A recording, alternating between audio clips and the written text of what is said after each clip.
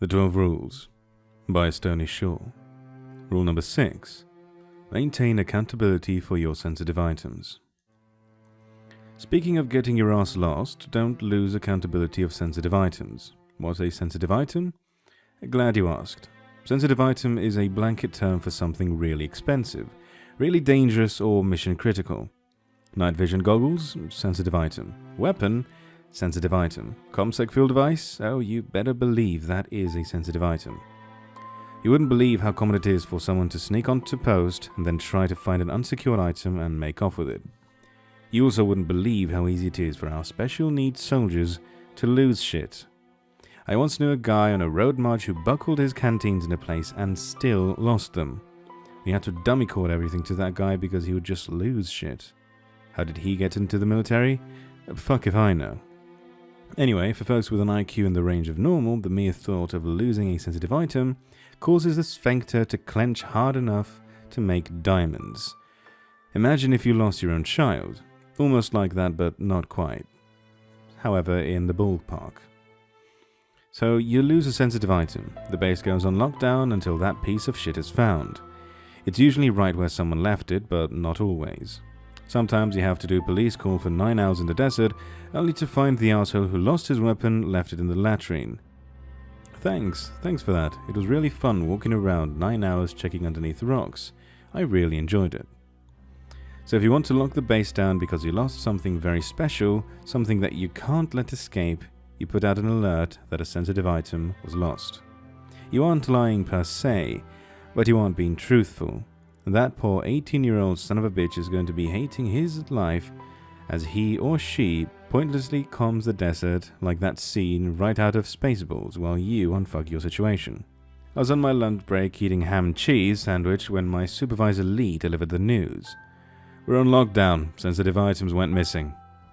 I rolled my eyes and kept chewing. We've been asked to halt our work and join the search. That was unusual. Normally, we're sort of exempt from these types of things. We've been assigned to search the power substation and the warehouse area south of it. He held up his hands. I know, just listen. They want us to do this quietly, okay? We just head over there, poke around, and let the bosses know what's up when we find it. We don't have to touch it or anything, okay? I paused. You volunteered us because you want us to do the preventative maintenance on the substation while we were out there, didn't you? Lee blushed and I rolled my eyes. You said the sensitive item was heading south. How is that possible? Yes, and well, it's less of a thing and more of an it. Oh, come on. Sarah and Mikey will go to the power substation, and I told you I'm not pairing up with you, Lee. And you will pair up with Chris, Lee finished. I'll be here. Chris was a quiet, older guy, probably a Vietnam vet. Standoffish. He'd spoken all of 3 words to me since I'd started, and I got the distinct impression that he hated me. He told me, and I quote, "Go to hell. This should be fun." We arrived at the decaying warehouse armed with a crowbar and a pipe fitter's wrench. I know, we're on a military base with no weapons. Silly, right? Well, contrary to popular opinion and sanity, military bases are pretty close to gun-free zones unless you are training. The warehouse itself must have been built in the 50s, and the decay was only hidden by judicious applications of drab paint. I took the lead while Chris limped behind me with a walkie-talkie. He was struggling to keep up, so I knew the search was going to take forever. We had to cover at least half a dozen warehouses spread out over a half a mile. The first building we got to was locked up tight. The second wasn't. Looked like forced entry. Chris radioed it while I crept past the threshold. Hey Lee, we're heading into the warehouse 17. So, Chris, you like working here? Have you seen anything odd? He grunted. Yeah, you know I have. We all have. You have. Cut the small talk. I yielded and we pressed onward onto the dark cavern. The warehouse consisted of isle after isle of equipment and gear racks, like a giant Walmart without the curb appeal. We decided to split up and handle 2 isles at a time. Everything looked in order from my part, and I cleared the first isle in a few minutes tops. When I came to the end, Chris was already there waiting for me. Whoa, old man, you're sprier than you look. Yeah. Alright, let's check the next section over. I moved and he grunted, but followed. The warehouse was empty. Alright, Chris, let's head over to the next building. He looked pale as he followed. I noted he was no longer limping. You alright, man? You don't look so good. Yeah. You sure? He looked confused, as if unsure of how to respond to what I was saying. Hey, Lee, we're heading in. Did you just have a stroke? My concern mounted. Just, if you can't talk, just use your hands. See if that works. Do you have full feeling in your arms? Chris's concern grew to match mine, but he didn't respond. I held out my hand for the radio. Dude, we need to call an ambulance. Give me the radio. You know, you have. Cut the small talk, he replied. He didn't hand over the radio. Now that I was thinking about it, he didn't even have the radio anymore. Shit. I did my best to suppress my shock.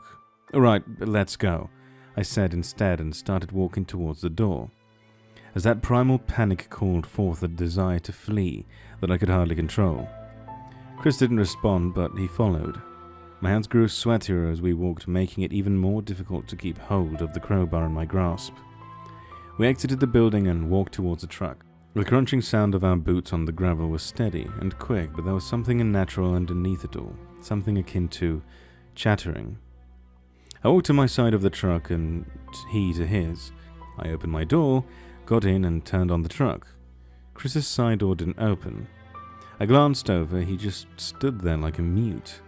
Chris, didn't know how to open a truck door. Hey man, I'm just going to call it in real quick, and then we'll get you out of here, okay? I raised my hand with a thumbs up, and he mimicked me. Holding a smile with clenched teeth, I continued. You probably ate Chris or something, didn't you slippery fuck? Yeah, hi, keep holding that thumbs up, weirdo. Hope you can't run faster than I can drive. I put the truck into gear before reaching for the radio, thinking he might know how a radio works, and just as expected he did.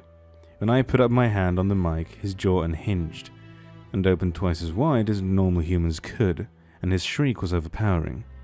I threw it in reverse, immediately remembered of the last time, or the first time rather, I had to do this. It immediately started running after me. I pushed the pedal down and fingered the key to the mic and I called it my situation. Hey, I'm pretty sure Chris is dead and something's chasing me that looks like him. I cringed at my shitty description, but hey, close enough. I continued in reverse as the seconds ticked by, that inhuman monstrosity wherein Chris's form extended its gait and kept pace with my truck, unable to grab hold but also not slowing down.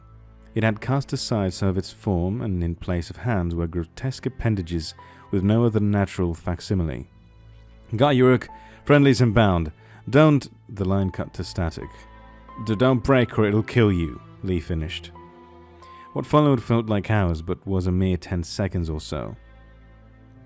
As soon as I passed onto the main road, time slowed, and then stopped. Time stopped. I was unable to move, as was Chris, but I saw something walk into my peripheral view. Another man in a suit.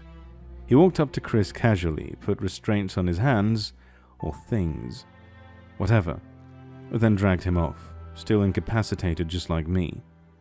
Minutes passed, then the man walked over to me. Hey, you promised to keep quiet about this, he asked in a cordial tone. In my mind, I screamed, yes, you crazy time-warping fuck, I've seen enough weird things here. I haven't said a goddamn word. I'm good. I'll go back to my shop, shut up, no problem.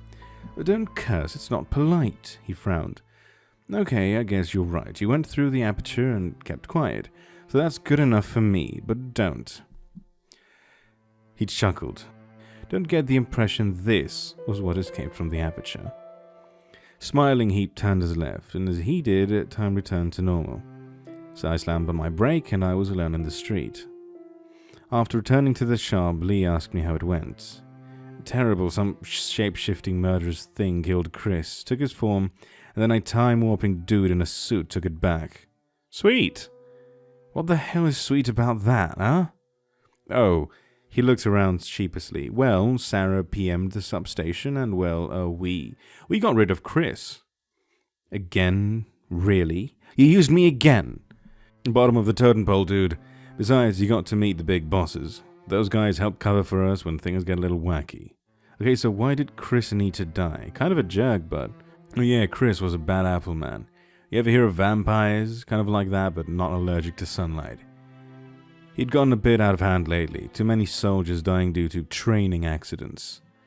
I counseled him on it, but he just wouldn't stop. He shrugged. Hell, I had odds he'd suck you dry before the mimic got him. Odds? Who were you betting against, you piece of shit? Sarah?